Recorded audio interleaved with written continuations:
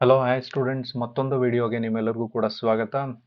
ಇಂದು ಯಾವ ಒಂದು ಪಾಠದ ಬಗ್ಗೆ ಮಾತಾಡ್ತಾ ಇದ್ದೀವಿ ಅಥವಾ ವಿಶ್ಲೇಷಣೆಯನ್ನು ಮಾಡ್ತಾ ಇದ್ದೇವೆ ಅಂತ ಹೇಳಿದ್ರೆ, ಮಾರುಕಟ್ಟೆ ಮೈದಾನವು ಕ್ರಿಕೆಟ್ ಎಂಬ ಕ್ರೀಡೆಯು. ಈ ಒಂದು ಪಾಠದ ವಿಶ್ಲೇಷಣೆಯನ್ನು ಇವತ್ತು ನಾವು ನೋಡ್ತಾ ಹೋಗೋಣ. ಸೊ ಹಾಗಾದ್ರೆ ಬನ್ನಿ. ಸೊ ಇಲ್ಲಿ ಮಾರುಕಟ್ಟೆ ಮೈದಾನವು ಕ್ರಿಕೆಟ್ ಎಂಬ ಕ್ರೀಡೆಯು. ಸೊ ಈ ಪಾಠ ನಾ ದಿವಾಕರ್ ಅಂತ ಒಬ್ಬ ಲೇಖಕರು ಬರೆದಿರ್ತಕ್ಕಂಥ ಒಂದು ಪಾಠ. ಸೊ ಇದ್ರ ಮೂಲಕ ಏನು ಅಂತ ಹೇಳಿದ್ರೆ, ನವ ಉದಾದ ಅಥವಾ ಜಾಗತೀಕರಣ ಅಂತಕ್ಕಂಥವು ಯಾವಾಗ ನಮ್ಮಲ್ಲಿ ಬಂತೋ ಅವಾಗ್ಲಿಂದ ನಮಗೆ ಕ್ಯಾಪಿಟಲ್ ಅಥವಾ ಕ್ಯಾಪಿಟಲಿಸ್ಟ್ ಅನ್ನೋ ಒಂದು ಮೈಂಡ್ ಸೆಟ್ ನಮ್ಮಲ್ಲಿ ದೊಡ್ಡ ಮಟ್ಟಕ್ಕೆ ಬೆಳೀತಾ ಹೋಗ್ತದೆ. ಅದನ್ನು ನಾವು ರಾಜಕೀಯ ಆಗಲಿ, ಸಾಮಾಜಿಕ ಆಗಲಿ, ಸಾಂಸ್ಕೃತಿಕ, ಶೈಕ್ಷಣಿಕ ವಲಯಗಳಲ್ಲೂ ಕೂಡ ತನ್ನ ಪ್ರಾಧಾನ್ಯತೆಯನ್ನು ಅದು ಒಳಗೊಳ್ತಾ ಹೋಗ್ತಾ ಇದೆ. ಹೀಗಿರ್ತಕ್ಕಂಥ ಸಂದರ್ಭದಲ್ಲಿ ನಾವು ಕ್ರೀಡೆ ಅಂತಕ್ಕಂಥದ್ದನ್ನ ಏನಕ್ಕೋಸ್ಕರ ಆಡಬೇಕು ಅಥವಾ ಕ್ರೀಡೆ ಅನ್ನೋದನ್ನ ಯಾಕೆ ನಾವು ಬಳಸ್ಕೊಳ್ಬೇಕು ಅಂತ ಹೇಳಿದ್ರೆ, ಒಬ್ಬ ಮನುಷ್ಯನ ದೈಹಿಕ ಸ್ಥಿತಿ ಮತ್ತೆ ಅವನ ಸ್ವಾಸ್ಥ್ಯ, ದೇಹ ಮತ್ತೆ ಮನಸ್ಥಿತಿ ಎರಡೂ ಕೂಡ ಚೆನ್ನಾಗಿರ್ಬೇಕು ಅಂತ ಹೇಳಿದ್ರೆ ಕ್ರೀಡೆಯನ್ನ ನಾವು ಆಟ ಆಡಬೇಕು. ಇಲ್ಲ ಅಂತ ಹೇಳಿದ್ರೆ, ಕ್ರೀಡೆಯನ್ನ ಅಥವಾ ಸ್ಪೋರ್ಟ್ಸ್ ಅನ್ನ ನಾವು ಬಳಸ್ಕೊಳ್ಳಿಲ್ಲ ಅಂತ ಹೇಳಿದ್ರೆ ನಮ್ಮ ದೇಹ ಸ್ಥಿತಿ ಮತ್ತೆ ಸ್ವಾಸ್ಥ್ಯ ಎರಡೂ ಕೂಡ ಹಾಳಾಗ್ತಾ ಹೋಗುತ್ತೆ. ಆ ಹಿನ್ನೆಲೆಯಲ್ಲಿ ಕ್ರೀಡೆಯನ್ನ ನಾವು ನೋಡ್ಬೇಕಾಗತ್ತೆ ಅಥವಾ ಸ್ಫೂರ್ತಿಯ ಮೂಲಕವಾಗಾದ್ರೂ ಅದನ್ನ ಪಡ್ಕೊಳ್ತಾ ಹೋಗ್ಬೇಕಾಗತ್ತೆ. ಸೊ ಇಲ್ಲಿ ಬಂಡವಾಳ ಅನ್ನೋದು ಯಾವಾಗ ದೊಡ್ಡ ಮಟ್ಟಕ್ಕೆ ಬೆಳೀತಾ ಹೋಯ್ತೋ ಆಗ ಕ್ರಿಕೆಟ್ ಅನ್ನೋದು ಕೂಡ ಅದು ಕ್ರೀಡೆಯಾಗಿ ಉಳ್ಕೊಳ್ಳದಲೆ ಮಾರುಕಟ್ಟೆ ಅಥವಾ ದುಡ್ಡು ಮಾಡೋ ಒಂದು ದಾರಿ ಅನ್ನೋ ಮಟ್ಟಕ್ಕೆ ಬೆಳ್ಕೊಳ್ತಾ ಅನ್ನೋ ಹಿನ್ನೆಲೆಯಲ್ಲೂ ಕೂಡ ನಾವು ಈ ಪಾಠವನ್ನ ನಾವು ನೋಡ್ಬೇಕಾಗ್ತಾ ಹೋಗತ್ತೆ. ಅದಕ್ಕೆ ಒಂದು ಮಾತು ಬರತ್ತೆ, ಯಾವುದು, ಕಾರ್ಲ್ ಮಾರ್ಕ್ಸ್ ಒಂದ್ ಕಡೆ ಒಂದು ಮಾತು ಹೇಳ್ತಾನೆ, ಉಳ್ಳವರು ಮತ್ತು ಇಲ್ಲದವರ ನಡುವಿನ ಹೋರಾಟವನ್ನ ಇತಿಹಾಸ ಅಂತ ಹೇಳಿ ಗುರುತಿಸ್ತಾ ಹೋಗ್ತೀವಲ್ವಾ. ಸೊ ಹಾಗೆ ಕ್ರಿಕೆಟ್ ಅಂತಕ್ಕಂಥದ್ದು ಇವತ್ತು ನಮ್ಮ ಭಾರತದಲ್ಲಿ ಹೆಂಗಾಗೋಗಿದೆ ಅಂತ ಹೇಳಿದ್ರೆ, ಯಾರ ಹತ್ರ ದುಡ್ಡಿದೆಯೋ ಅವ್ರಿಗೆ ಆರಾಮಾಗಿ ಚಾನ್ಸ್ ಸಿಗತ್ತೆ ಅನ್ನೋ ಮಟ್ಟಕ್ಕೆ, ಇಲ್ದವ್ರ ಹತ್ರ ಏನು ಮಾಡೋಕ್ಕಾಗಲ್ಲ. ಸೊ ಆ ಒಂದು ಹಿನ್ನೆಲೆಗೂ ಕೂಡ ಇದು ಬಂದಿದೆ. ಅದ್ರ ಜೊತೆಗೆ ಈ ಸ್ಪೋರ್ಟ್ಸ್ ಅನ್ನೋದು ಕೂಡ ಶೋಷಣೆಯನ್ನ ಒಳಗೊಂಡಿರ್ತಕ್ಕಂಥ ಒಂದು ಸ್ಥಿತಿಯನ್ನ ಉಂಟು ಮಾಡ್ತಾ ಹೋಗ್ತಾ ಇದೆ. ಸೊ ನಾವು ಕ್ರಿಕೆಟ್ ಅಂದ ತಕ್ಷಣ ಏನ್ ಯೋಚನೆ ಮಾಡ್ತೀವಿ, 11 ಜನ ಆಟ ಆಡ್ತಕ್ಕಂಥ ಒಂದು ಕ್ರೀಡೆ ಅಂತ ನಾವು ಹೇಳಿ ನೋಡ್ತೀವಿ. ಹಾಗೆ ಇದಕ್ಕೆ ಜಾರ್ಜ್ ಬರ್ನಾರ್ಡ್ ಶಾ ಅಂತ ಹೇಳಿ ಫೇಮಸ್ ಒಬ್ಬ ನಾಟಕಕಾರ ಏನ್ ಹೇಳ್ತಾನೆ ಒಂದು ಮಾತು ಅಂತ ಹೇಳಿದ್ರೆ, ಕ್ರಿಕೆಟ್ ಅಂತ ಹೇಳಿದ್ರೆ 11 ಜನ ಮೂರ್ಖರು ಆಡುವ 11,000 ಮೂರ್ಖರು ವೀಕ್ಷಿಸುವ ಆಟ ಅಂತ ಹೇಳಿ ಹೇಳ್ತಾರೆ. ಸೊ ಮಾತು ಕ್ರಿಕೆಟ್ ಸಾಂಪ್ರದಾಯಿಕವ ಹಿನ್ನೆಲೆಯಲ್ಲಿ ನಡ್ಕೊಂಡ್ ಬಂದಿದ್ರೆ ಇವತ್ತು ಈ ಮಟ್ಟಕ್ಕೆ ವೈಬ್ರೆಂಟ್ ಆಗಿ ನಾವು ಅದನ್ನ ನೋಡೋದಕ್ಕೆ ಆಗ್ತಾ ಇರಲಿಲ್ಲ. ಬಿಕಾಸ್ ಮಾರುಕಟ್ಟೆ ಇವತ್ತು ದೊಡ್ಡ ಮಟ್ಟಕ್ಕೆ ಬೆಳೆದಿದೆ. ಸೊ ಆದ್ರಿಂದ ಕ್ರಿಕೆಟ್ ಕೂಡ ಇವತ್ತು ಯಾವ ಮಟ್ಟಕ್ಕೆ ಅಂದ್ರೆ, it's like a commercial, it's a commercial breed ಅಥವಾ ಕಮರ್ಷಿಯಲ್ ಪೆಟ್, ಏನ್ ಬೇಕಾದ್ರೂ ಕರಿಬೋದು. ಆ ಮಟ್ಟಕ್ಕೆ ಕ್ರಿಕೆಟ್ ಬಂದು ಇವತ್ತು ನಿಂತ್ಕೊಂಡ್ಬಿಟ್ಟಿದೆ. ಸೊ ಹೀಗೆ ನಾವಿದನ್ನ ಕಮರ್ಷಿಯಲ್ ಆಗಿ ನಾವೇನನ್ನ ನೋಡ್ತಾ ಇದ್ವಿ, ಸಿನಿಮಾವನ್ನ ನೋಡ್ತಾ ಇದ್ವಿ. ಸೊ ಸಿನಿಮಾವನ್ನ ಬಿಟ್ಟರೆ ಇವತ್ತು ನಾವು ಕ್ರಿಕೆಟ್ ಅದೊಂದು ಸೆಲೆಬ್ರಿಟಿ ಸ್ಟೇಟಸ್ ಅನ್ನ ಕೊಡ್ತಾ ಇದೆ. ಸೊ ಕ್ರಿಕೆಟ್ ಕೂಡ ಇವತ್ತು ಏನ್ ಮಾಡ್ತಾ ಇದೆ, ಸೆಲೆಬ್ರಿಟಿ ಸ್ಟೇಟಸ್ ಅನ್ನ ಕೊಡ್ತಾ ಇದೆ. ಸೊ ಇಲ್ಲಿ ಯಾವಾಗ ಬ್ರಿಟಿಷರು ತಮ್ಮ ಮನರಂಜನೆಗೆ ಬೇಕಾಗಿರ್ತಕ್ಕಂಥ ಕೆಲವೊಂದು ಆಟಗಳನ್ನ ಇನ್ವೆಂಟ್ ಮಾಡ್ಕೊಳ್ತಾ ಹೋಗ್ತಾ ಇದ್ರು, ಹಾಗೆ ಕ್ರಿಕೆಟ್ ಅನ್ನೋ ಒಂದು ಆಟವನ್ನು ಕೂಡ ಅವರು ಇನ್ವೆಂಟ್ ಮಾಡ್ಕೊಳ್ತಾ ಹೋಗ್ತಾರೆ. 16ನೇ ಶತಮಾನದಲ್ಲಿ ಇದನ್ನ ಸೃಷ್ಟಿ ಮಾಡ್ಕೊಳ್ತಾರೆ. ಯಾವ ಯಾವ ದೇಶದಲ್ಲಿ ಅವರು ಆಕ್ಯುಪೈ ಮಾಡ್ಕೊಳ್ತಾ ಹೋಗ್ತಾರೋ ಅಲ್ಲಿ ತನ್ನ ಆಟಗಳನ್ನು ಕೂಡ ಅವ್ರು ಏನ್ ಮಾಡ್ತಾ ಹೋಗ್ತಿರ್ತಾರೆ, ಅಪ್ಲೈ ಮಾಡ್ತಾ ಹೋಗ್ತಾ ಇರ್ತಾರೆ. ಹಾಗೆ ನಮ್ಮಲ್ಲಿ ಒಂದು ವಸಾಹತು ಕ್ರೀಡೆಯಾಗಿ ಈ ಒಂದು ಕ್ರಿಕೆಟ್ ಅನ್ನೋದು ಬೆಳ್ಕೊಳ್ತಾ ಬಂತು. ಸೊ ಈ ಕ್ರಿಕೆಟ್ ಎರಡು, ಈ ಕಡೆ ವಿಕೆಟ್ ಇಂದ ಆ ಕಡೆ ವಿಕೆಟ್ಗೆ 22 ಗಜಗಳಿರ್ತದೆ. ಸೊ ಅದಾದ್ಮೇಲೆ 60ರಿಂದ 70 ಅಥವಾ 80 ಮೀಟರ್ ದೂರದಲ್ಲಿ ಬೌಂಡ್ರಿ ಲೈನ್ ಇರ್ತವೆ. ಸೊ ಇದ್ರ ನಡುವೆ ಆಡ್ತಕ್ಕಂಥ ಒಂದು ಕ್ರೀಡೆ. ಸೊ ಅದಕ್ಕೆ ಇದನ್ನ ಏನ್ ಹೇಳ್ತಾ ಕರೀತಾರೆ, ಸಂಭಾವಿತರ ಕ್ರೀಡೆ ಅಂತ ಹೇಳಿ ಕರೀತಾರೆ. ಅದ್ರ ಜೊತೆಗೆ ಗಾಲ್ಫ್ ಆಗ್ಲಿ, ಕುದುರೆ ಜೂಜಾಗ್ಲಿ, ಇವೆಲ್ಲವೂ ಕೂಡ ಶ್ರೀಮಂತರು ಆಡ್ತಕ್ಕಂಥ ಆಟಗಳು. ಸೊ ಇವತ್ತು ಅದೇ ಮಟ್ಟಕ್ಕೆ ನಮ್ಮ ಕ್ರಿಕೆಟ್ ಕೂಡ ಬಂದಿದ್ಯಾ? ಒಂದು ಕಾಲದಲ್ಲಿ ಈ ಕ್ರಿಕೆಟ್ ಅನ್ನ ಯಾವ ತರ ನಾವು ನೋಡ್ತಾ ಇದ್ವಿ ಅಂತ ಹೇಳಿದ್ರೆ, ಕಲಾತ್ಮಕವಾಗಿ, ಕೌಶಲ ಅಂದ್ರೆ ಸ್ಕಿಲ್ಫುಲ್ ಆಗಿ, ಆಮೇಲೆ ಫಿಸಿಕಲಿ ಸಾಮರ್ಥ್ಯದೊಂದಿಗೆ ಮಾನಸಿಕ ಸ್ಥಿಮಿತತೆಯನ್ನ ಇಟ್ಕೊಂಡು ನಾವೇನ್ ಮಾಡ್ತಾ ಇದ್ವಿ, ಕ್ರೀಡೆಗಳನ್ನ ಆಡ್ತಾ ಹೋಗ್ತಾ ಇದ್ವಿ. ಸೊ ಕ್ರಿಕೆಟ್ ನಲ್ಲಿ ಕಲಾತ್ಮಕತೆ ಅನ್ನೋದು ತುಂಬಾ ಇಂಪಾರ್ಟೆಂಟ್ ಆಗತ್ತೆ. ಸೊ ಆ ಕಲಾತ್ಮಕತೆಗೆ ಕೆಲವೊಂದಷ್ಟು ಎಕ್ಸಾಂಪಲ್ಗಳನ್ನು ಕೂಡ ನಾವು ನೋಡ್ತಾ ಹೋಗ್ಬೋದು. ಸೊ ಬ್ರಾಡ್ಮನ್ ಅಂದ್ರೆ ನಾವು ಕ್ರಿಕೆಟ್ ದಂತಕತೆ ಅಂತ ಹೇಳಿ ಕರಿತೀವಲ್ಲ, ಡಾನ್ ಬ್ರಾಡ್ಮನ್ ಇವತ್ತಿನ ಕೊಹ್ಲಿವರೆಗೂ ಕೂಡ ನೋಡಿದ ಹಾಗೆ ಕಲಾತ್ಮಕತೆಯನ್ನ ಒಳಗೊಂಡಿರ್ತಕ್ಕಂತಹ ಕ್ರಿಕೆಟರ್ಸ್ಗಳು ತುಂಬಾ ದೊಡ್ಡ ಮಟ್ಟಕ್ಕೆ ಬೆಳೀತಾ ಹೋಗ್ತಾರೆ. ಸೊ ಅದರ ಒಳಗಡೆ ಏನೇನಿರ್ತದೆ, ಬೌಲಿಂಗ್ ಯಾವ ರೀತಿ ಮಾಡಬೇಕು, ಬೌಲಿಂಗ್ ಶೈಲಿ ಇರ್ತದೆ.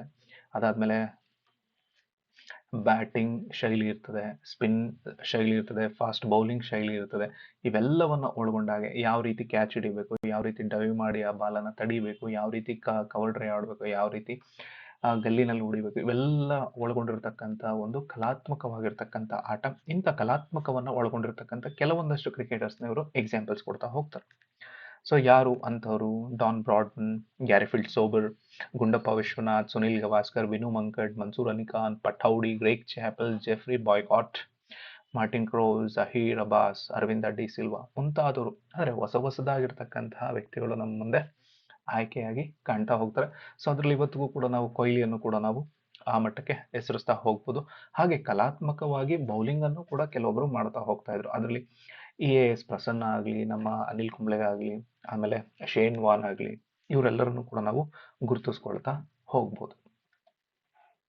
1975ರ ವಿಶ್ವಕಪ್, ಅಲ್ಲಿಂದ ಇದು ಕ್ರಿಕೆಟ್ ಏನಾಯ್ತು, ತನ್ನ ಆಂತರಿಕ ಸೌಂದರ್ಯವನ್ನು ಹೆಚ್ಚಿಸ್ಕೊಳ್ತಾ ಹೋಯಿತು.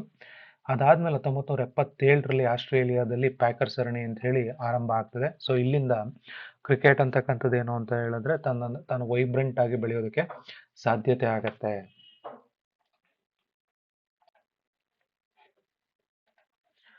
ಸೊ ಪ್ಯಾಕರ್ ಸರಣಿ ಆದ ನಂತರದಿಂದ ಏನಾಯ್ತು ಅಂತ ಹೇಳಿದ್ರೆ, ಮೊದಲೆಲ್ಲ ಬರೀ ಟೆಸ್ಟ್ ಕ್ರಿಕೆಟ್ ಆಡ್ತಾ ಇದ್ದವರು ಅದಾದ ನಂತರ ಒಂದೇ ದಿನದಲ್ಲಿ ಕ್ರಿಕೆಟ್ ಅನ್ನ ಆಡಿ ಮುಗಿಸ್ತಕ್ಕಂಥ ಒಂದು ಸೀಮಿತ ಓವರ್ಗೆ ಬಂದು ನಿಂತ್ಕೊಳ್ತು. ಸೊ ಮೊದಲು 2 ವಿಶ್ವಕಪ್ಗಳನ್ನ 60 ಓವರ್ಗಳಲ್ಲಿ ಆಡಿಸಿದ್ರೆ, ಅದಾದ ನಂತರದ ವಿಶ್ವಕಪ್ ಅಲ್ಲಿ 50 ಓವರಿಂದ ಆಡ್ತಕ್ಕಂತಹ ಕ್ರಿಕೆಟ್ ಅನ್ನ ನಾವು ನೋಡ್ತಾ ಹೋಗ್ಬೋದು.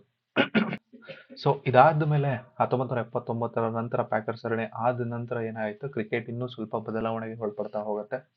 ಸೊ ಅಲ್ಲಿರ್ತಕ್ಕಂತಹ ಸ್ಪೋರ್ಟ್ಸ್ಮನ್ಗಳಾಗ್ಲಿ ಅಥವಾ ಕ್ರಿಕೆಟರ್ಸ್ಗಳಾಗ್ಲಿ ಅವರು ಕೂಡ ಬದಲಾವಣೆಗೆ ಒಳಪಡ್ತಾರೆ. ಅದಾದ್ಮೇಲೆ ಅವರು ಹಾಕೊಳ್ತಕ್ಕಂಥ ಬಟ್ಟೆಗಳಲ್ಲಿ ಬದಲಾವಣೆಗಳು ಒಳಪಡ್ತಾ ಹೋಗ್ತವೆ. ಅದಾದ್ಮೇಲೆ ಯಾವ ರೀತಿ ಆಡಬೇಕು, ಯಾವ ರೀತಿಯಾಗಿ ಕಲಾತ್ಮಕತೆಯನ್ನು ಒಳಗೊಳ್ಬೇಕು, ಯಾವ ರೀತಿ ಬೌಲಿಂಗ್ ಮಾಡಬೇಕು, ಸ್ಪಿನ್ ಯಾವ ರೀತಿ ಮಾಡಬೇಕು, ಬೌನ್ಸ್ ಯಾವ ರೀತಿ ಮಾಡಬೇಕು, ಮತ್ತೆ ಯಾರ್ಕರ್ ಬಾಲ್ಗಳನ್ನ ಯಾವ ಥರ ಹಾಕಬೇಕು, ಈ ರೀತಿ ಯೋಚನೆ ಮಾಡ್ಕೊಳ್ತಾ ಹೋಗಿ ಒಂದು ಕಲಾತ್ಮಕತೆಯ ಆಟವನ್ನ ಇಡೀ ಜಗತ್ತಿಗೆ ಮೊದಲ ಬಾರಿಗೆ ತೋರಿಸ್ಕೊಟ್ಟವ್ರು ಯಾರು ಅಂತ ಹೇಳಿದ್ರೆ ವಿವಿಯನ್ ರಿಚರ್ಡ್ಸ್ ಅಂತಕ್ಕಂಥ ಒಬ್ಬ ವೆಸ್ಟ್ ಇಂಡೀಸ್ನ ದೈತ್ಯ ಬ್ಯಾಟ್ಸ್ಮನ್ ಆ ಒಂದು ಶೈಲಿಯನ್ನ ತೋರಿಸ್ಕೊಡ್ತಾ ಹೋಗ್ತಾನೆ.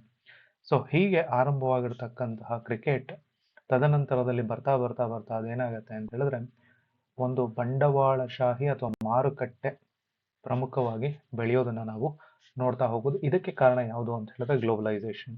ಸೊ ಗ್ಲೋಬಲೈಸೇಷನ್ ಜೊತೆಗೆ ಬಂಡವಾಳ, ಕ್ಯಾಪಿಟಲ್, ಇವೆರಡನ್ನ ಒಳಗೊಂಡ ಹಾಗೆ ಕ್ರಿಕೆಟ್ ಅಂತಕ್ಕಂಥದ್ದು ವೈಬ್ರೆಂಟ್ ಆಗಿ ಕಮರ್ಷಿಯಲ್ ಆಗಿ ಬೆಳೀತಾ ಹೋಗುತ್ತೆ.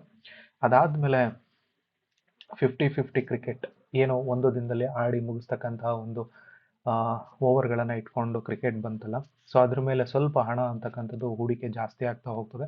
20 ಅಡಿ ಅಥವಾ ಫೀಟ್ ಇದರ ಒಳಗಡೆ ಕ್ರಿಕೆಟ್ ಅಂತಕ್ಕಂಥದ್ದು ಬಂದಿ ಆದ್ರೂ ಅದರೊಳಗಡೆ ಹಣ ಅಂತಕ್ಕಂಥದ್ದು ಕೂಡ ಬಂದಿ ಆಯ್ತು. ಇದಾದ ಮೇಲೆ ಇಲ್ಲಿ ಪ್ರಾಯೋಜಕತ್ವ ಅನ್ನೋದು ಬೆಳೀತಾ ಬಂತು. ಸೊ ಪ್ರಾಯೋಜಕತ್ವ ಅನ್ನೋದು ಬೆಳೀತಾ ಇದ್ದ ಹಾಗೆ ಇಂಡಸ್ಟ್ರಿಯಲಿಸ್ಟ್ಗಳು, ಉದ್ಯಮಿಗಳು ತಮ್ಮ ಹಣವನ್ನ ಇಲ್ಲೂ ಕೂಡ ಹೂಡಿಕೆಯನ್ನು ಮಾಡೋದಕ್ಕೆ ಮುಂದಾಗ್ತಾ ಬರ್ತಾರೆ. ಸೊ ಅದ್ರ ಮೂಲಕವಾಗಿ ಪ್ರಾಯೋಜಕತ್ವವನ್ನು ಕೊಡೋದು, ಅದಾದ ಮೇಲೆ ಮಾರುಕಟ್ಟೆಯಾಗಿ ಹೇಗೆ ಬೆಳೆಸ್ಬೋದು ಅನ್ನೋ ಒಂದು ಟೆಕ್ನಿಕ್ ಅನ್ನು ಕೂಡ ಇದರೊಳಗಡೆ ಇನ್ವೆಂಟ್ ಮಾಡ್ತಾ ಹೋಗ್ತಾರೆ. ಅದು ಹೆಚ್ಚಿನದಾಗಿ ದೊಡ್ಡ ಮಟ್ಟಕ್ಕೆ ಬೆಳೆಯೋದಕ್ಕೆ ಇನ್ನೊಂದು ಏನು ಕಾರಣ ಆಗತ್ತೆ ಅಂತ ಹೇಳಿದ್ರೆ ಜಾಹೀರಾತುಗಳು ಕೂಡ ಮುಖ್ಯ ಆಗ್ತಾ ಹೋಗ್ತವೆ. ಅದರ ಜೊತೆಗೆ ಅವರು ಬಳಸ್ಕೊಳ್ತಾ ಇರತಕ್ಕಂಥ ಏನೇನು ಟೂಲ್ಸ್ಗಳು ಇರ್ತಾವಲ್ಲ ಕ್ರಿಕೆಟ್ ಅಲ್ಲಿ, ಅವನ್ನೂ ಕೂಡ ಪ್ರಚಾರದ ಪರಿಕರಗಳಾಗಿ ಅದನ್ನ ಬಳಸ್ಕೊಳ್ತಾ ಹೋಗ್ತವೆ. ಸೊ ಹೀಗೆ 50-50 ಕ್ರಿಕೆಟ್ ಅಂತಕ್ಕಂಥದ್ದು ಏನಾಗುತ್ತೆ, ಆಮೇಲೆ ಸ್ಪಾನ್ಸರ್ಶಿಪ್ ಕ್ರೀಡೆಗಳಾಗಿ ನಮಗೆ ಕಾಣ್ತಾ ಹೋಗುತ್ತೆ. ಸೊ ಅಲ್ಲಿಂದ ಹೊಸದಾಗಿರ್ತಕ್ಕಂಥ ದೇಶಗಳು ಕೂಡ ಈ ಕ್ರಿಕೆಟ್ ಸರಣಿಯಲ್ಲಿ ಆಡೋದಕ್ಕೆ ಮುಂದಾಗ್ತಾ ಬರ್ತವೆ. ಅದರಲ್ಲಿ Afghanistan, Scotland, Ireland, Namibia, Oman, Netherland ಮುಂತಾದ ಸೊ ಕ್ರಿಕೆಟ್ ಗಂಧಗಾಳಿನೇ ಗೊತ್ತಿಲ್ಲದೆ ಇರತಕ್ಕಂಥ ದೇಶಗಳು ಕೂಡ ಇದ್ರೊಳಗಡೆ ಬರೋದಕ್ಕೆ ಮುಂದಾಗ್ತಾ ಹೋಗ್ತವೆ. ಸೊ ಹೆಂಗೆ ಇಡೀ ಪ್ರಪಂಚದಾದ್ಯಂತ ಫುಟ್ಬಾಲ್ ಕ್ರೀಡೆ ಅಂತಕ್ಕಂಥದ್ದು ದೊಡ್ಡ ಮಟ್ಟಕ್ಕೆ ಬೆಳೆದಿದೆಯೋ, ಅಲ್ಲೂ ಕೂಡ ಸಣ್ಣ ಪುಟ್ಟ ದೇಶಗಳು ಕೂಡ ಏನ್ ಮಾಡ್ತವೆ, ನಾವು ಕೂಡ ಗೆಲ್ಬೇಕು ಅಥವಾ ನಾವು ಕೂಡ ಆಡಬೇಕು ಅಂತ ಹೇಳಿ ಏನ್ ಬರ್ತವೆ. ಹಂಗೆ ಕ್ರಿಕೆಟ್ ಒಳಗಡೆ ಕೂಡ ಗಂಧಗಾಳಿ ಗೊತ್ತಿಲ್ಲ ಅಂತ ಹೇಳಿದ್ರು ಅಂತ ಕೆಲವೊಂದು ದೇಶಗಳು ಕೂಡ ಇಲ್ಲಿ ನಾವು ಆಟ ಆಡ್ಬೇಕು ಅಂತ ಹೇಳಿ ಬರ್ತಾವೆ. ಇದರ ಮೂಲಕವಾಗಿ ಜಾಗತಿಕ ಮನ್ನಣೆಯನ್ನ ಪಡ್ಕೊಳ್ಬಹುದು. ಜಾಹೀರಾತುಗಳ ಮೂಲಕವಾಗಿ ತಮ್ಮ ಫೇಮನ್ನು ಕೂಡ ಬೆಳೆಸ್ಕೊಳ್ತಾ ಹೋಗ್ಬೋದು.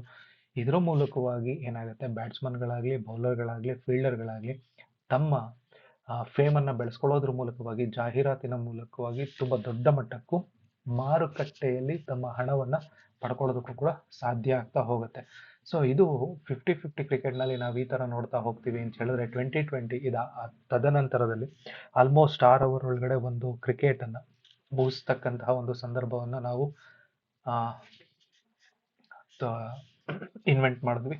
ಸೊ ಅದರಲ್ಲಿ 2020, ಸೊ ಈ 2020ಯಲ್ಲಿ ಮುಖ್ಯವಾಗಿ ಒಡಿ ಆಟ ಅಂತ ಹೇಳಿ ಕರಿತೀವಿ. ಸೊ ಬ್ಯಾಟ್ಸ್ಮನ್ಗಳು ಎಷ್ಟು ಚೆನ್ನಾಗಿ 4 ಹೊಡಿತಾನೆ, ಎಷ್ಟು ಚೆನ್ನಾಗಿ 6 ಹೊಡಿತಾನೆ, ಅದರ ಮೇಲೆ ಅವನಿಗೆ ದುಡ್ಡು ಅನ್ನೋದು ಇರುತ್ತೆ. ಹಾಗೆ ಬೌಲರು ಎಷ್ಟು ಚೆನ್ನಾಗಿ ವಿಕೆಟ್ ಅನ್ನ ಪಡ್ಕೊಳ್ತಾನೆ ಅನ್ನೋದ್ರ ಮೇಲೆ ದುಡ್ಡಿರುತ್ತೆ. ಹಾಗೆ ಒಬ್ಬ ಫೀಲ್ಡರ್ ಯಾವ ರೀತಿ ಕ್ಯಾಚ್ ಅನ್ನ ಹಿಡಿತಾನೆ ಅಥವಾ ಒಬ್ಬ ರನ್ಔಟ್ ಮಾಡ್ತಾನೆ ಅನ್ನೋದ್ರ ಮೇಲೂ ಕೂಡ ದುಡ್ಡು ಇರ್ತಾ ಹೋಗ್ತದೆ. ಸೊ ಹೀಗೆ ಬೆಳವಣಿಗೆಯನ್ನ ಬೆಳೀತಾ ಇರತಕ್ಕಂಥ ಕ್ರಿಕೆಟ್ ಇವತ್ತು ಮಾರುಕಟ್ಟೆಯಾಗಿ ಬದಲಾಗೋದ್ರ ಜೊತೆಗೆ 2020 ಕ್ರಿಕೆಟ್ ಅನ್ನ ಆಯೋಜನೆ ಮಾಡಿ ಅದ್ರ ಮೂಲಕವಾಗಿ ಎಷ್ಟು ದೊಡ್ಡ ಮಟ್ಟಕ್ಕೆ ದುಡ್ಡನ್ನ ಮಾಡ್ಬೋದು, ಸೊ ಕರಪ್ಟ್ ಅನ್ನ ಮಾಡ್ಬೋದು, ಅದ್ರ ಮೂಲಕವಾಗಿ ಇದೊಂದು ಇಲ್ಲಿಗಲ್ಲಿ ಮನಿಯನ್ನು ಕೂಡ ಇದ್ರೊಳಗಡೆ ಹೇಗೆ ತೋರಿಸೋದಕ್ಕೆ ಸಾಧ್ಯತೆ ಇದೆ ಅನ್ನೋದನ್ನು ಕೂಡ ಇದು ತೋರಿಸ್ತಾ ಹೋಯ್ತು. ಸೊ ಹಾಗೆ ಇಂಥ ದೊಡ್ಡ ಮಟ್ಟಕ್ಕೆ ಬೆಳೆದಿರ್ತಕ್ಕಂತಹ ಕ್ರೀಡೆಯಲ್ಲೂ ಕೂಡ ಏನಾಗಿದೆ, ಕೆಲವು ಸಂದರ್ಭದಲ್ಲಿ ಸ್ಪಾಟ್ ಫಿಕ್ಸಿಂಗ್ ಆಗಲಿ, ಮ್ಯಾಚ್ ಫಿಕ್ಸಿಂಗ್ ಆಗಲಿ, ಬೆಟ್ಟಿಂಗ್ ದಂಧೆ ಆಗಲಿ, ಇವೆಲ್ಲವೂ ಕೂಡ ಬಂದು ಅದರ ಒಂದು ವೈಭವಯುತವನ್ನ ಮಂಕಾಗಿಸ್ತಾ ಇರ್ತಕ್ಕಂಥ ಕೆಲವೊಂದು ಸಂದರ್ಭಗಳು ಕೂಡ ನಾವು ಕಾಣ್ಬೋದು. ಭಾರತ, ಪಾಕಿಸ್ತಾನ, ಶ್ರೀಲಂಕಾ, ಬಾಂಗ್ಲಾದೇಶದಲ್ಲಿ ಕ್ರಿಕೆಟ್ ರಾಜಕೀಯವಾಗಿಯೂ ಕೂಡ ಮುನ್ನೆಲೆಗೆ ಬರ್ತಾ ಹೋಗ್ತಾ ಇದೆ. ಈಗ ಭಾರತ ಮತ್ತೆ ಪಾಕಿಸ್ತಾನ್ ಮ್ಯಾಚ್ ಆಗ್ಬೇಕು ಅಂತ ಹೇಳಿದ್ರೆ ರಾಜಕೀಯ ನಾಯಕರು ಒಪ್ಪಿಗೆ ಕೊಡ್ಬೇಕು, ಇಲ್ಲ ಅಂತ ಹೇಳಿದ್ರೆ ಅವರಿಬ್ಬರ ನಡುವೆ ಏನಾಗ್ತಾ ಇದೆ, ಕ್ರಿಕೆಟ್ ಅನ್ನೋದು ನಡೆಯೋದೇ ಇಲ್ಲ. ಸೊ ಹಾಗೆ ಆಗಿರ್ತಕ್ಕಂತಹ ಒಂದು ಸ್ಪೋರ್ಟ್ಸ್ ಅಥವಾ ಕ್ರೀಡೆ ಇವತ್ತು ರಾಜಕೀಯವಾಗಿ ಕ್ರೀಡೆಯಾಗಿ ಬದಲಾಗ್ತಾ ಹೋಗ್ತಾ ಇದೆ. ಅದಾದ್ಮೇಲೆ ಈ ಕ್ರಿಕೆಟ್ ನಿಯಂತ್ರಣ ಮಂಡಳಿಗಳು ಅಂತ ನಾವೇನ್ ಕರಿತೀವಲ್ವಾ, ಇಲ್ಲಿ ಕ್ರಿಕೆಟ್ ಅಥವಾ ಆ ಒಂದು ಕ್ರೀಡೆ ಗೊತ್ತಿರ್ತಕ್ಕಂಥವ್ರು ಬಂದು ಅದ ಮುಖ್ಯಸ್ಥ ಆಗ್ಬೇಕು ಅಥವಾ ಕಾರ್ಯದರ್ಶಿ ಆಗ್ಬೇಕು. ಬಟ್ ಕ್ರಿಕೆಟ್ನ ಗಂಧ ಗಾಳಿ ಇಲ್ಲದೆ ಇರ್ತಕ್ಕಂಥವ್ರು ಬಂದು ಅಥವಾ ಉದ್ಯಮಿಗಳು ಬಂದು ಅಲ್ಲಿ ಕೂತ್ಕೊಳ್ಳೋದ್ರ ಮೂಲಕವಾಗಿ ಕ್ರಿಕೆಟ್ ಅನ್ನ ಏನಾಗಿ ನೋಡ್ತಾರೆ ಅಂತ ಹೇಳಿದ್ರೆ ಪ್ರಾಫಿಟ್ ಆಗಿ ನೋಡ್ತಾರೆ. ಸೊ ಪ್ರಾಫಿಟ್ ಆಗಿ ನೋಡೋದ್ರಿಂದ ಅವರು ಆ ಪ್ರಾಫಿಟ್ ಮೋಟಿವ್ ಇಟ್ಕೊಂಡು ಅಲ್ಲಿ ಬಂದು ಕೂತಿರ್ತಾರೆ ಹೊರತು ಕ್ರಿಕೆಟ್ ಅನ್ನ ಬೆಳೆಸ್ಬೇಕು ಅಂತ ಯೋಚನೆಯನ್ನ ಮಾಡ್ಕೊಂಡು ಬರೋದಿಲ್ಲ. ಸೊ ಅದಕ್ಕೆ ಪ್ರತಿ ಸಂದರ್ಭದಲ್ಲೂ ಕೂಡ ಬ್ಯಾಟ್ಸ್ಮನ್ ಆಗಲಿ, ಬೌಲರ್ ಆಗಲಿ ಅಥವಾ ಬಾಲ್ ಆಗಲಿ ಎಲ್ಲವೂ ಕೂಡ ಅವರಿಗೆ ಗೂಡ್ಸ್ಗಳಾಗೆ ಕಾಣ್ತೇವೆ ಹೊರತು ಕ್ರಿಕೆಟಿಗೆ ಬೇಕಾಗಿರ್ತಕ್ಕಂಥ ಪರಿಕರಗಳಾಗಿ ಕಾಣೋದೇ ಇಲ್ಲ. ಸೊ ಇಂತಹ ಮಟ್ಟಕ್ಕೆ ಬೆಳೆದಿರ್ತಕ್ಕಂಥವು. ಸೊ ಇನ್ನೂ ಒಂದ್ ಕಡೆ ನಾವು ನೋಡ್ತೀವಿ ಅಂತ ಹೇಳಿದ್ರೆ ಇದೇ ಕ್ರಿಕೆಟ್ ಅಲ್ಲಿ ಬೆಳೆದಿರ್ತಕ್ಕಂಥ ದೊಡ್ಡ ದೊಡ್ಡ ವ್ಯಕ್ತಿಗಳು ಕೂಡ ಏನ್ ಮಾಡ್ತಾರೆ, ತಾವು ಏನು ಆ ಒಂದು ಕ್ರೀಡೆಯನ್ನ ಕಲ್ತಿದೀವಲ್ಲ ಅದನ್ನ ಚಿಕ್ಕ ಮಕ್ಕಳವ್ರಿಗೂ ಅಥವಾ ಬೇರೆಯವ್ರಿಗೂ ತಲುಪಿಸ್ಬೇಕು ಅಂತ ಹೇಳಿ ಅವರೇ ಏನ್ ಮಾಡ್ತಾರೆ, ಸಣ್ಣ ಸಣ್ಣ ಕ್ಲಬ್ಗಳನ್ನ ಕಟ್ಕೊಳ್ಳೋದ್ರ ಮೂಲಕವಾಗಿ ಅದರ ಮೂಲಕವಾಗಿಯೂ ಕೂಡ ಅವರು ಹಣವನ್ನ ಪಡ್ಕೊಳ್ತಾ ಹೋಗ್ತಾ ಇದ್ದಾರೆ. IPL ಹೆಂಗೆ ಹಣವನ್ನ ಮಾಡ್ಕೊಡುತ್ತೋ ಅದೇ ಪ್ರಕಾರವಾಗಿ ಅಲ್ಲಿ ಬಂದಿರತಕ್ಕಂತಹ ಯುವ ಪ್ರತಿಭೆಗಳಾಗ್ಲಿ ಅಥವಾ ಬೇರೆಯವರಾಗ್ಲಿ ಅವರು ಕೂಡ ತಮ್ಮ ಹೆಸರಲ್ಲಿ ಸಣ್ಣದಾಗಿರ್ತಕ್ಕಂಥ ಒಂದು ಕೋಚಿಂಗ್ ಇನ್ಸ್ಟಿಟ್ಯೂಟ್ ಅನ್ನ ಕಟ್ಕೊಳ್ಳೋದ್ರ ಮೂಲಕವಾಗಿ ಹಣವನ್ನ ಮಾಡ್ಕೊಳ್ತಕ್ಕಂತಹ ಒಂದು ಕಲೆಯನ್ನು ಕೂಡ ಅವರು ಕಲಿತಾ ಹೋಗಿ ಇದ್ರ ಮೂಲಕವಾಗಿ ಬೆಟ್ಟಿಂಗ್ ಆಗಲಿ, ಮ್ಯಾಚ್ ಫಿಕ್ಸಿಂಗ್ ಆಗಲಿ ಇಂಥ ಕೆಲವೊಂದು ಬೇಡವೇ ಆಗಿರತಕ್ಕಂತಹ ಕೆಲಸ ಕಾರ್ಯಗಳನ್ನ ಮಾಡೋದ್ರ ಮೂಲಕವಾಗಿ ದೊಡ್ಡ ಮಟ್ಟದಲ್ಲಿರ್ತಕ್ಕಂಥ ಕ್ರಿಕೆಟ್ಗೆ ಒಂದು ಮಸಿಯನ್ನು ಕೂಡ ಇವರು ಬೆಳೀತಾ ಹೋಗ್ತಾ ಇದ್ದಾರೆ. ಇದಾದ ಮೇಲೆ ಸೊ ಇಲ್ಲಿ ಎಲ್ಲಿವರೆಗೂ ಈ ಮಾರುಕಟ್ಟೆ ಅನ್ನೋದು ಈ ಕ್ರಿಕೆಟ್ನ ಒಳಗಡೆ ಇರುತ್ತೋ ಅಲ್ಲಿವರೆಗೂ ಕೂಡ ಕ್ರಿಕೆಟ್ ಅಂತಕ್ಕಂಥದ್ದು ಒಂದು ಸ್ಪೋರ್ಟ್ಸ್ ಆಗಿ ಬೆಳೆಯೋದಿಲ್ಲ, ಸ್ಪೋರ್ಟ್ಸ್ ಆಗ್ದಲೆ ಒಂದು ಮಾರ್ಕೆಟ್ ಆಗಿ ಬೆಳೀತಾ ಹೋಗುತ್ತೆ. ಸೊ ಕ್ರಿಕೆಟ್ ಇವತ್ತು ಏನಾಗಿದೆ ಅಂತ ಹೇಳಿದ್ರೆ ಶ್ರೀಮಂತಿಕೆಯನ್ನ ಕೊಡುತ್ತೆ, ಅದ್ರ ಜೊತೆಗೆ ಅತಿ ಶ್ರೀಮಂತಿಕೆಯನ್ನು ಕೊಡೋದಕ್ಕೆ ಮುಂದಾಗುತ್ತೆ ಅಥವಾ ಅತಿ ಶ್ರೀಮಂತರು ಮಾತ್ರ ಇದನ್ನ ಪಡ್ಕೊಳ್ಳೋದಕ್ಕೆ ಸಾಧ್ಯತೆ ಆಗತ್ತೆ ಅನ್ನೋ ಮಟ್ಟಕ್ಕೆ ತಂದು ಇವತ್ತು ನಿಲ್ಸ್ಬಿಟ್ಟಿದೆ. ಸೊ ಇದ್ರ ಜೊತೆಗೆ ಇನ್ನೊಂದೇನು ಅಂತ ಹೇಳಿದ್ರೆ ಭಾರತ ಪಾಕಿಸ್ತಾನ ಯಾವಾಗಾದ್ರೂ ಯುದ್ಧ ಆಡ್ತಾ ಅಥವಾ ಕ್ರಿಕೆಟ್ ಅನ್ನ ಆಡ್ತದೆ ಅಂತ ಹೇಳಿದ್ರೆ ಅದನ್ನ ಯುದ್ಧವಾಗಿ ನಾವು ಪರಿಣಮಿಸ್ಬಿಟ್ಟಿದ್ದೀವಿ. ಸೊ ಬೇರೆ ಯಾವ ಸ್ಪೋರ್ಟ್ಸ್ ಆಡಿದ್ರು ಕೂಡ ಆ ಮಟ್ಟಕ್ಕೆ ನಾವು ನೋಡೋದಿಲ್ಲ. ಬಟ್ ಈ ಕ್ರಿಕೆಟ್ ಅನ್ನೋ ಒಂದನ್ನ ನಾವು ನೋಡಿದಾಗ ಮಾತ್ರ ಅದೇನಾಗಿ ಕಾಣ್ತಾ ಇದೆ ಅಂತ ಹೇಳಿದ್ರೆ ಒಂದು ವಿಶ್ವ ಯುದ್ಧ ಆಗ್ತಾ ಇದೆಯಾ ಅಥವಾ ಇವೆರಡೂ ದೇಶಗಳ ನಡುವೆ ಯುದ್ಧ ಆಗ್ತಾ ಇದೆಯಾ ಅನ್ನೋ ರೀತಿನಲ್ಲಿ ರಾಜಕೀಯ ಪ್ರೇರಿತವಾಗಿ, ಜಾಹೀರಾತಿನ ಪ್ರೇರಿತವಾಗಿ ಅಥವಾ ಮಾಧ್ಯಮಗಳ ಮೂಲಕವಾಗಿ ಬಿಂಬಿಸೋದ್ರ ಮೂಲಕವಾಗೂ ಏನಾಗ್ತಾ ಇದೆ, ಇದು ಕ್ರಿಕೆಟ್ ಅಲ್ಲ ಯುದ್ಧ ಅನ್ನೋ ಮಟ್ಟಕ್ಕೆ ತಂದು ನಿಲ್ಲಿಸ್ಬಿಟ್ಟಿದ್ದಾರೆ. ಸೊ ಹೀಗೆ ಈ ಕ್ರಿಕೆಟ್ ಅಂತಕ್ಕಂಥದ್ದು ಏನಾಗ್ತಾ ಇದೆ ಅಂತ ಹೇಳಿದ್ರೆ ಮಾರುಕಟ್ಟೆಯಾಗಿ ಅಥವಾ ಪ್ರಾಫಿಟ್ ಮೋಟಿವ್ ಆಗಿ ಬೆಳೀತಾ ಹೋಗ್ತಾ ಇದೆ. ಸೊ ಇದರ ಒಳಗಡೆ ಬಂದಿರತಕ್ಕಂತಹ ವ್ಯಕ್ತಿಗಳಾಗ್ಲಿ ಅವರಿಗೆ ಅಂದ್ರೆ ಈ ಕ್ರಿಕೆಟ್ ಅನ್ನ ನಿರ್ವಹಣೆ ಮಾಡ್ತಾ ಇರತಕ್ಕಂಥ ವ್ಯಕ್ತಿಗಳಿಗೆ ಇಲ್ಲಿ ಬೌಲಿಂಗ್ ಅಂದ್ರೇನು, ಸ್ವಿಂಗ್ ಅಂದ್ರೇನು, ಇನ್ ಸ್ವಿಂಗ್ ಅಂದ್ರೇನು, ಗಲ್ಲಿ ಅಂದ್ರೇನು, ಕವರ್ ಡ್ರೈವ್ ಅಂದ್ರೇನು, ಇದು ಯಾವುದು ಕೂಡ ಅವ್ರಿಗೆ ಗೊತ್ತಿಲ್ಲ. ಸೊ ಗೊತ್ತಿಲ್ಲ ಅಂತ ಹೇಳಿದ್ಮೇಲೆ ಅವ್ರು ಏನ್ ಮಾಡ್ತಾರೆ, ಅವರು ಹಣವನ್ನ ಮಾಡ್ಕೊಳ್ತಾರೆ. ಬಟ್ ಈ ಕಡೆ ಅವರು ಯೋಚನೆ ಮಾಡೋದಿಲ್ಲ. ಸೊ ಮಾಡ್ಲಿಲ್ಲ ಅಂತ ಹೇಳಿದ್ರೆ ಕ್ರಿಕೆಟ್ ಒಂದು ಮಾರುಕಟ್ಟೆಯಾಗಿ ಬದಲಾಗತ್ತೆ ಹೊರತು ಕ್ರಿಕೆಟ್ ಒಂದು ಸ್ಪೋರ್ಟ್ಸ್ ಆಗಿ ಅಥವಾ ಒಂದು ಕ್ರೀಡೆಯಾಗಿ ಅಥವಾ ಮನುಷ್ಯನಿಗೆ ಬೇಕಾಗಿರ್ತಕ್ಕಂಥ ದೈಹಿಕ ಮತ್ತು ಮಾನಸಿಕ ಸ್ವಾಸ್ಥ್ಯವನ್ನು ಕೊಡತಕ್ಕಂಥ ಒಂದು ಆಟವಾಗಿ ಉಳ್ಕೊಳ್ಳೋದಿಲ್ಲ. ಸೊ ಹಾಗೆ ಈ ಕ್ರಿಕೆಟ್ ಅನ್ನೋದು ಕೂಡ ನಾವೇನ್ ಮಾಡ್ಬೋದು ಅಂತ ಹೇಳಿದ್ರೆ ಹಣವಾಗಿ ನೋಡ್ತೀವಿ, ಬಟ್ ದೇಹಕ್ಕೆ ಬೇಕಾಗಿರ್ತಕ್ಕಂಥ ಒಂದು ವ್ಯಾಯಾಮದ ಹಿನ್ನೆಲೆಯಲ್ಲಿ ಈ ಸ್ಪೋರ್ಟ್ಸ್ ಅನ್ನ ನಾವು ನೋಡ್ತಾ ಇಲ್ಲ. ಸೊ ಟೋಟಲ್ ಪಾಠ ಏನ್ ಕೊಟ್ಟಿದೆ ಅಂತ ಹೇಳಿದ್ರೆ ಕ್ರಿಕೆಟ್ ಅನ್ನ ನಾವೇನ್ ಮಾಡ್ಬೇಕಾಗಿದೆ ಅಂತ ಹೇಳಿದ್ರೆ ಸ್ಪೋರ್ಟ್ಸ್ ಆಗಿಯೇ ನಾವು ನೋಡ್ಬೇಕೇ ಹೊರತು ಇದನ್ನ ಒಂದು ಮಾರುಕಟ್ಟೆಯ ಉದ್ಯಮವಾಗಿ ನೋಡಬಾರದು ಅನ್ನೋದನ್ನ ಈ ಒಂದು ಪಾಠ ನಮಗೆ ಹೇಳ್ತಾ ಹೋಗ್ತಾ ಇದೆ. Thank you.